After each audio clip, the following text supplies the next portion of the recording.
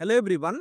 మీరిప్పుడు జాబ్ జేస్తున్నారు గదండీ! మనం లైఫ్ లాంగ్ జాబ్ అనేది జేయలేము. మన బాడీ అనేది సహకరించదు. ఒక ఏజ్‌లో మనం రిటైర్మెంట్ అనేది అవ్వాలి. ఈ రిటైర్మెంట్ అయిన తర్వాత గూడా మనకి ఎవ్రీ మంత్ కొన్ని ఖర్చులనేవి ఉంటాయండి. మరి మీరప్పుడు జాబ్ జేయరు గదా! ఆ ఖర్చుల కోసం అమౌంట్ ఎలా జనరేట్ జేయాలి? దానికోసమే రిటైర్మెంట్ ప్లాన్ అనేది ఉంటదండి. దాని గురించి రిటైర్మెంట్‌లో మీకు అమౌంట్ ఎంత గావాలి? ఇప్పటి నుండి ఎంత ఇన్వెస్ట్ జేయాలన్న దాని గురించి క్లియర్‌గా ఎక్స్‌ప్లెయిన్ చేశానండి. ప్లీజ్ స్కిప్ జేయకుండా ఫుల్ వీడియో అనేది జూడండి. ఎగ్జాంపుల్‌కి 2025లో మీ ఏజ్ వచ్చేసి 30 ఇయర్స్ అనుకుందామండి. మీకిప్పుడు సాలరీ వచ్చేసి 30,000 వస్తుంది. మీ ఎక్స్‌పెన్సెస్ గూడా 30,000 దాకానే ఖర్చులనే ఉన్నాయి. అంటే 30,000 వచ్చిన వెంటనే ఆ ఖర్చులకు సరిపోతున్నాయి. మీరిప్పుడు ఏమనుకుంటున్నారు? 60 సంవత్సరాల తర్వాత మీరు రిటైర్మెంట్ అవుదాం అనుకుంటున్నారు. అంటే మీ చేతిలో ఇంకెన్ని ఇయర్స్ ఉన్నాయండి? 30 ఇయర్స్ టైమ్ ఉంది మీ దగ్గర. కానీ ఒకటి గుర్తుపెట్టుకోండి. ఇప్పుడు మీకు 30 ఇయర్స్ సరిపోతున్నాయి గదా!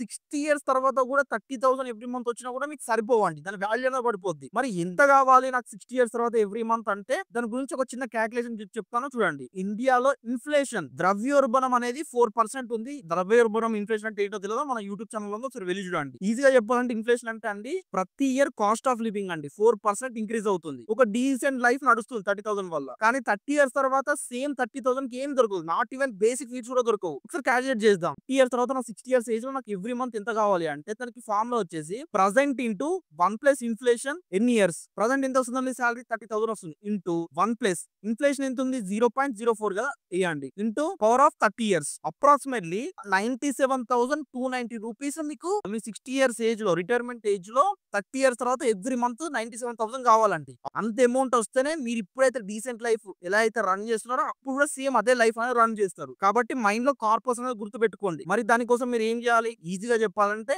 ఇన్వెస్ట్‌మెంట్ అనేది చేయాలి. ఆ ఇన్వెస్ట్‌మెంట్ ఏం చేయాలో చూపిస్తాను చూడండి. ఒక మిడిల్ క్లాస్ పర్సన్ సాలరీ మీద డిపెండ్ అయ్యే అతని మీద బేస్ చేసుకొని చెప్తున్నానండి. తన దగ్గర లంప్ సమ్ అమౌంట్ అనేది ఎక్కువ అమౌంట్ ఉంటే మాత్రం లంప్ సమ్‌కి వెళ్ళిపోండి. అది చాలా బెటర్. కానీ ఎవ్రీ మంత్ సాలరీ మీద డిపెండ్ అయ్యే అతను ఎస్ఐపి చేయాలండి. Systematic investment plan. ఇంట్లో మ్యూచువల్ ఫండ్స్ త్రూ చేస్తామన్నమాట. దీని గురించి నేను ఒకసారి డౌట్ ఏమైనా ఉంటే స్క్రీన్ మీద వాట్సాప్ నెంబర్ ఉంది చెక్ చేయండి. క్లియర్ ఎక్స్‌ప్లెయిన్ చేస్తాను. ఫస్ట్ మీకు అవుట్‌కమ్ అట్లా ఈ అవుట్‌కమ్ ఏమొస్తదనేది చూద్దాం. ఫస్ట్ మీరు ఎవ్రీ మంత్ ఒక 2,000 అనేది ఇన్వెస్ట్ చేయాలండి. రిటర్న్స్ సపోజ్ ఎగ్జాంపుల్‌కి మనం ఎక్స్‌పెక్ట్ చేద్దాం.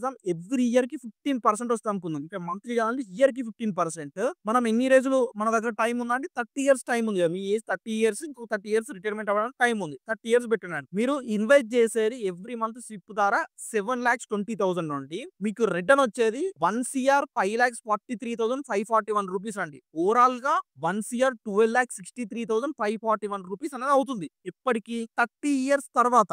ఇది క్లియర్ గదా అండి. మరి ఎవ్రీ మంత్ మీకు ఒక రూ. 1,00,000 కావాలి గదా! ఈ మొత్తం విత్‌డ్రా చేసుకొని వాడుకుందామంటే అట్లా వాడుకోకూడదండి. మనీ అనే దానికి ఒక పవర్ అనేది ఉంటదండి. ఎప్పుడు పవర్ ఉంటది? మనీని మీరు ఎంత రొటేట్ చేస్తే అంత పవర్ అనేది జనరేట్ అవుతది. మీరు తీసుకొచ్చుకొని ఇంట్లో పెట్టుకోనుకోండి కొన్నైనా కూడా కరిగిపోతది. కాబట్టి దీన్ని మనం వేరే దగ్గర పెట్టాలి. దానికోసం ఎస్‌డబ్ల్యూపీ అని ఉందండి. Systematic withdrawal plan. ఇప్పుడు మీ దగ్గర సపోజ్ వన్స్ ఇయర్ 12,00,000 ఉంది కదా! 12,00,000 వాడుకోండి. వన్స్ ఇయర్ ఏం చేద్దాం? ఇన్వెస్ట్‌మెంట్ చేద్దాం. వన్స్ ఇయర్ అనేది మీరు విత్‌డ్రా చేస్తున్నారు. ఇక్కడ టోటల్ ఇన్వెస్ట్‌మెంట్ ఎంత అంటే వన్స్ ఇయర్. మీకు ఎవ్రీ మంత్ ఎంత కావాలని చెప్పాను? 30 ఇయర్స్ తర్వాత 97,000 అని చెప్పాను. ఆల్‌మోస్ట్ 1,00,000 అనుకుందాం. 1,00,000 యాడ్ చేస్తున్నాను. ఇక్కడ 1,00,000 కదండీ! మీకు రిటర్న్ 60 ఇయర్స్ ఏజ్‌లో సపోజ్ 15% వస్తదనుకుందాం. పర్ యానమ్‌కి ఇయర్‌లీ. సపోజ్ మీకు 60 ఇయర్స్ ఏజ్ కాబట్టి ఆన్ అండ్ యావరేజ్‌గా మీకు ఎన్ని రోజుల దాకా పైసలు కావాలనుకుంటున్నామో ఇండియాలో ఆన్ అండ్ యావరేజ్ ఏజ్ వచ్చేసి ఒక 8 ఇయర్స్ దాకా అనుకుందామండి. అంటే ఇంకో 20 ఇయర్స్ మీకు కావాలి. 20 ఇయర్స్ ఏస్తున్నాను. 20 ఇయర్స్ యాడ్ చేసిన తర్వాత చూడండి మీరు ఫస్ట్ వన్స్ ఇయర్ అని యాడ్ చేశారు. మీకు 20 ఇయర్స్ దాకా ఎవ్రీ మంత్ 1,00,000 రూపీస్ వస్తదండి. కాబట్టి మీరు లైఫ్ హ్యాపీగా గడపొచ్చు. మీరు ఎవ్వరి మీద డిపెండ్ అవ్వాల్సిన అవసరం లేదు.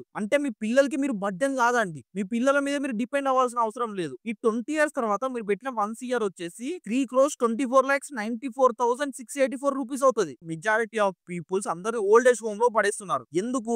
వాళ్ళు కొంచెం సంపాదించకపోయినా వాళ్ళకి వాల్యూ ఇవ్వట్లేదు. కాబట్టి మీకు మీరు వాల్యూ అనేది ఉండాలి అంటే ఫ్యూచర్‌లో గూడా మీ దగ్గర ఎంతో కొంత అమౌంట్ ఉందనుకోండి మీ పిల్లలు కూడా మీకు వాల్యూ ఇస్తారు. కాబట్టి ఇట్లా చేసుకోవడం వల్ల ఎవ్రీ మంత్ మీరు వాళ్ళ మీద డిపెండ్ అవ్వాల్సిన అవసరం లేదు.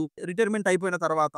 ప్లస్ అడిషనల్‌గా మీకేమన్నా అయినా కూడా మీరు నామినీ పెడతారు కదండీ! మీ అమౌంట్ అంతా మీ పిల్లలకు వెళ్ళిపోతాయి. కాబట్టి మీకు రెస్పెక్ట్ కూడా ఉంటది. ఈ డేటా అంతా నేను జనరలైజ్ చేసి చెప్పానండి. ఇన్ డీటెయిల్‌గా మీ ఇన్‌కమ్ సోర్స్ బట్టి మీరు ఎంత ఎవ్రీ మంత్ ఇన్వెస్ట్ చేయాలి? ఎంత కార్పస్ అనేది జనరేట్ చేయాలి? అన్న డౌట్ మీకుంటే స్క్రీన్ మీద వాట్సాప్ నంబర్ ఉంది. ఒకసారి టెక్స్ట్ చేయండి. మా టీమ్ వాళ్ళు మీకు కాల్ చేసి క్లియర్‌గా ఎక్స్‌ప్లెయిన్ చేస్తారండి. ఈ వీడియో గనుక మీకు యూజ్ అయినట్టయితే లైక్ చేయండి. డెఫినెట్‌గా మీ జాబ్ చేసే ఫ్రెండ్స్ అందరికీ ఈ వీడియో అనేది షేర్ చేయండి. ఇలాంటి ఫైనాన్షియల్‌కి సంబంధించిన వీడియోస్ పోస్ట్ చేసిన వెంటనే మీకు నోటిఫికేషన్ ద్వారా రావాలనుకుంటే సబ్స్క్రైబ్ చేసి బెల్ ఐకాన్ మీద కూడా ప్రెస్ చేసుకోండి. This Sharath signing off. జై హింద్.